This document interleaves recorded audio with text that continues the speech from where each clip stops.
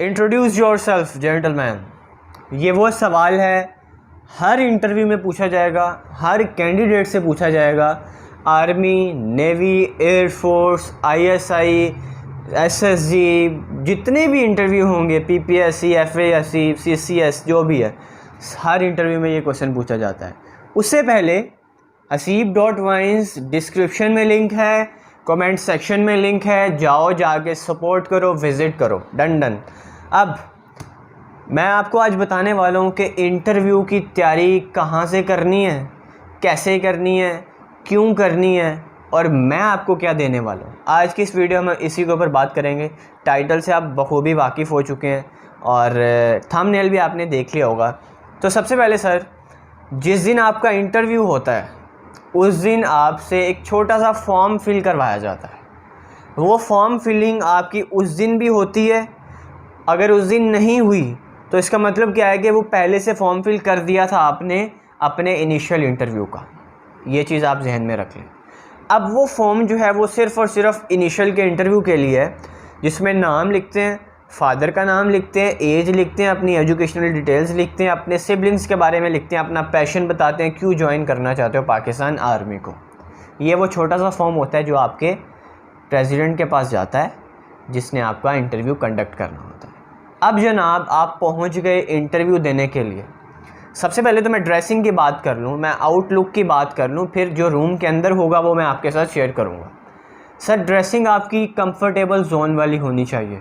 I am not saying, मैं कौन होता हूँ कहने वाला कि आप पेंट कोट पहने।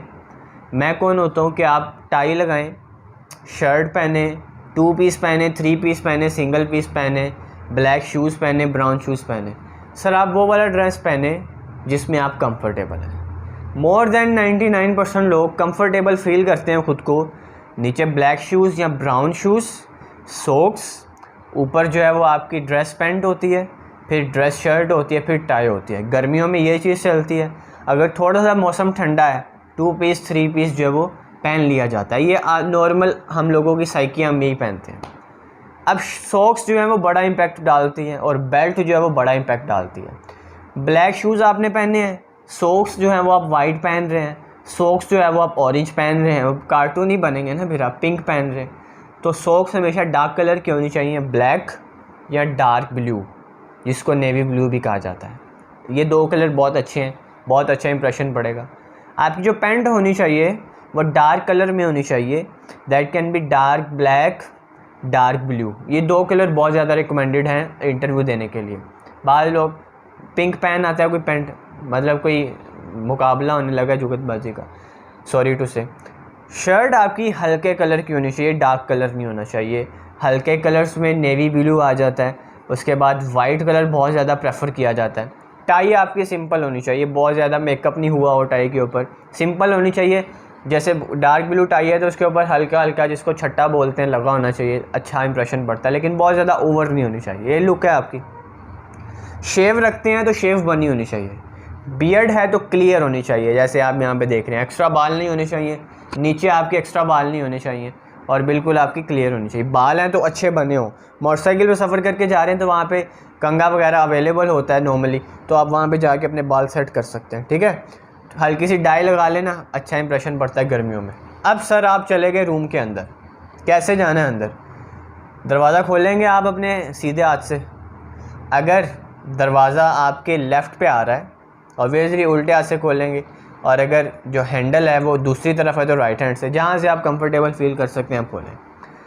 आपने एक कदम अंदर रखना है, सुन ले मेरी बात, एक कदम अंदर रखना है। फिर आपने कहना है सर या मैडम, पता चल जाएगा आपको, सर मैं कम इन, यस कम इन। जवाब आया यस कम इन। आपने जाकर बैठ जाना है अपने चेयर के ऊपर। बाज़ कैंडिडेट्स क्या करते हैं, वहाँ पे खड़े हो जाते हैं, चेयर के पास जाके खड़े हो गए, पता है कि ये चेयर हमारे लिए है, चेयर के पास जाके खड़े हो जाते हैं। समटाइम्स ये बहुत ज़्यादा हेक्टिक हो जाता है। ये ISSB के इंटरव्यू में इस तरह के मसले मसाइल आते हैं, सुनने में भी आता है और ऑब्जर्वेशन भी है कि वो खड़े हो जाते हैं। फिर वो जो डिप्टी प्रेसिडेंट होता है वो भी, उसने भी आपको चेक करना होता है, वो भी फिर चुप करके देख रहा होता है बच्चे को उसका रंग बदलते देख के समझ आता है बच्चा कंफ्यूज हो गया। लेकिन इनिशियल में ऐसा नहीं होता, आपने जाके चेयर के ऊपर बैठ जाना है। इन केस अगर आपसे ये कहा जाए कि जेंटलमैन आपको बैठने का कहा गया, तो आपका सिंपल जवाब होना चाहिए नॉर्मल टोन में, सर या मैडम मैं इनिशियल इंटरव्यू देने के लिए आया हूँ और मैं ये समझता हूँ कि ये चेयर मेरे लिए रखी गई है, तो मैंने आपसे अंदर आने की इजाज़त मांगी, आपने मुझे इजाज़त दी, तो मैं इंटरव्यू के लिए चेयर के ऊपर बैठ गया।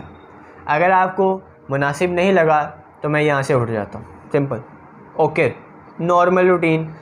बातों में उतनी तासीर नहीं होती जितनी आपके लहजे में होती है, अल्फाज उतने मानी नहीं रखते जितनी आपकी बॉडी लैंग्वेज रखती है। चलें जी, बैठ गए आप चेयर के ऊपर। सबसे पहला क्वेश्चन जो आपसे पूछा जाएगा वो होगा इंट्रोड्यूस योरसेल्फ। अब मैं आपको डेमो भी देने लगूँ कि किस तरह से आपने अपना इंट्रोडक्शन करवाना है। इंग्लिश बिल्कुल नहीं आती, छोड़ दो, उर्दू में बता देना।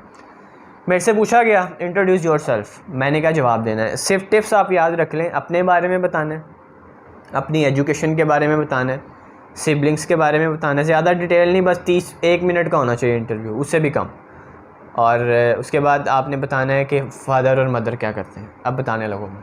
मेरे से क्वेश्चन हुआ इंट्रोड्यूस योरसेल्फ। पहला question, sir my name is Mohammad Haseeb son of Mohammad Munir. Sir we are 3 brothers and sisters and I am at the number 2 in my sibling. I am 19 years old. I passed my matriculation from Government Model High School by securing 75% marks. Then I moved towards college where I passed my FSC Pre-Engineering by securing 85% marks. Now I am a university student. My father is a labor worker or my father is a businessman and my mother is a housewife. बात खत्म, simple. अपने बहन भाइयों की कहानी सुनाओगे वो lengthy हो जाएगा। अब इसमें डिटेल्स बताई मैंने। अब ये ना समझ लेना कि मैं 19 साल का हूँ, भाई मेरी एज ज़्यादा है। और ये भी ना समझ लेना कुछ मैंने एक डेमो है ना, मैं इन्फॉर्मेशन गलत दे दूँ सही दे दूँ, इससे आपको तो नहीं फ़र्क पड़ना चाहिए। डेमो दे दिया मैंने यहाँ आपको। अब इसमें गौर कीजिए क्या था। अपना नाम, फादर, उसको पता है ना, लेकिन वो आपसे इंटरव्यू ले रहा है, आप अपने आप को कैसे बताते हो। फादर का नाम, अपना नाम, अपनी एज, एजुकेशनल डिटेल्स बता दी जितनी भी थी। 8 क्लास का ना बताना भाई, 8 क्लास की कोई वर्थ नहीं होती। 8 से 9th में जाते हो तो मैट्रिक की डिग्री से स्टार्ट होता है आपका काम। उसके बाद अपने सिबलिंग्स के बारे में बताया कि हम इतने बहन भाई हैं और मैं इतने में नंबर पे हूँ। फादर और मदर के बारे में बता दी। ये आपका इंटरव्यू कंप्लीट हो गया। उसके बाद मोस्ट इम्पॉर्टेंट क्वेश्चन, क्यों आना चाहते हो। आपका इंटरेस्ट पूछा जा रहा है, क्यों आना चाहते हो आर्मी में, क्यों आना चाहते हो नेवी में, एयरफोर्स में। सिंपल जवाब, सर ये मेरा पैशन है, मेरा शौक़ है कि मैं अपने कंट्री को सर्व करूं और पाकिस्तान मिलिट्री एकेडमी से पास आउट होकर मैं एक कमीशन्ड ऑफिसर बनूं। और मेरे पास बहुत सारी चॉइसेस हो सकती हैं होंगी कि जिससे मैं बहुत अच्छे तरीके से अपने कंट्री को सर्व कर सकता हूँ। जहाँ पे मेरे मुल्क को मेरी किसी भी चीज़ की ज़रूरत पड़ेगी, मेरी जान की ज़रूरत पड़ेगी, तो मैं अपनी जान लुटाने के लिए तैयार होऊंगा। काउंटर क्वेश्चन जो बहुत कम होता है इनिशियल में कि भाईजान मुल्क को सर्व करना है तो आप CSS कर लो, PMS कर लो, टीचर बन जाओ, इससे अच्छी जॉब कौन सी है, तो आप कीजिए। सर वो भी जॉब अपनी जगह पे ठीक है, लेकिन ये मुझे सबसे ज़्यादा सिक्योर, सबसे ज़्यादा वर्थ, एक जेंटलमैन लाइफस्टाइल, एक पॉपुलैरिटी और एक फेमस जो वर्थ आपको मिलती है और जो ऑनर मिलती है, वो मैं समझता हूँ कि किसी दूसरे प्रोफेशन में नहीं मिलती। हो गया, काम हो गया। इससे ज़्यादा क्वेश्चन आपसे इनिशियल में नहीं होगा। उसके बाद जो पूछा जाता है, फ़ारिग वक्त में क्या करते हो। फॉर्म में आपने हॉबी भी लिखा था, फ़ारिग वक्त में जो करते हो वो बताना है। आप ये बता सकते हो कि मैं एक्सरसाइज करता हूँ, आप ये बता सकते हो कि मैं बुक रीडिंग करता हूँ। 2-3 से ज़्यादा नहीं बताने। स्पोर्ट्स का बताएं, बुक रीडिंग का बताएं, एक्सरसाइज का बता दें, या हेल्दी कोई लाइफस्टाइल अगर है, गार्डनिंग करते हो, कॉइन कलेक्टिंग, ये पुरानी चीज़ें हैं सारी, ये किताबी बातें हैं। कॉइन कलेक्ट करता हूँ जी मैं फ़िल्में देख लेता हूँ, तो ये इस तरह ना जाए, फिर फिल्मों में जाओगे वो फिर कहीं और फिल्मों में आपको घुमा फिर आके फंसा देगा। सो क्लियर रहें कि जिसका आपको काउंटर क्वेश्चन किया जाए तो आप बता दें। उसके बाद जो आपके क्वेश्चन पूछा जाएगा वो होगा last but not the least, why you want to join Pakistan army. तो हो गया। अगर नॉट रिकमेंड कर दिया गया, पास नहीं किया गया, तो फिर क्या करोगे। यहाँ पे रंग बदलते हैं लोगों के। सर मैंने बहुत अच्छी तैयारी की है, बहुत अच्छी एकेडमी से तैयारी की है, तो मैं समझता हूँ कि मैं पास नहीं होगा। ये ओवर कॉन्फिडेंस है ना। तो आप ये समझें, आप ये कहें कि सर मैंने अपनी तरफ से भरपूर कोशिश की है, इंशाल्लाह मैं पास आउट हो जाऊंगा। अगर मैं पास आउट नहीं होता किसी वजह से तो मैं दोबारा अप्लाई करूंगा। दोबारा अप्लाई करो, आपके पैशन को रिप्रेजेंट करिए, फिर वो आपसे क्वेश्चन करे। आपके पास तो आगे चांस ही नहीं है, 3 दफ़ा आप पहले अप्लाई कर चुके, अब आप फेल हो रहे हो, तो फिर क्या करोगे? फिर आप उसको ये कहिएगा कि सर अगर मैं इस बात भी डिस्क्वालीफाई हो गया तो फिर मैं इंशाल्लाह किसी दूसरे पैशन को तो नहीं कहेंगे, आप कहेंगे इंशाल्लाह फिर मैं दूसरे प्रोफेशन को एज अ पैशन अडॉप्ट करना चाहूँगा, लेकिन मेरा इंटरेस्ट पाकिस्तान आर्मी में है, लेकिन चूँकि मुझे सर्व करना है, मेरे पास अपॉर्चुनिटीज़ अब नहीं रही पाकिस्तान आर्मी को सर्व करने के लिए, तो फिर मैं इंशाल्लाह दूसरे प्रोफेशन में जाऊँगा जिनमें टीचिंग हो सकता है, जिनमें इंजीनियरिंग या मेडिकल फील्ड हो सकती है। ये आपका क्वेश्चन होना चाहिए। ज़्यादा कॉम्प्लेक्स नहीं बनाना। इंटरव्यू आपका अपना हो रहा है और आपके हाथ में है कसौटी अपने इंटरव्यू की। कॉम्प्लेक्स बातें करोगे फंसते चले जाओगे। आपसे प्राइवेट क्वेश्चन लाजमी होगा। बॉयफ्रेंड है, लड़कियां पूछ लेंगी, लड़कियों से पूछा जाएगा, या गर्लफ्रेंड है, फिर जब कहोगे है तो फिर और 2-4 सवाल ऊपर से होंगे। अगर बोल दोगे नहीं है तो फिर झूठ मानना जाता है इस चीज़ को, भाई क्या करें। क्लियर होना चाहिए नहीं है। अगर पूछा जाए क्यों नहीं है, sir I am very focused, मेरे लाइफ प्लान्स बहुत क्लियर हैं और मैं समझता हूँ कि ये वक्त की ज़रूरत नहीं है मेरे लिए, इंशाल्लाह जब इस चीज़ की ज़रूरत पड़ेगी तो एक बेहतरीन गर्लफ्रेंड मिलेगी हमें। तो ये इस तरह का आपका जवाब होना चाहिए।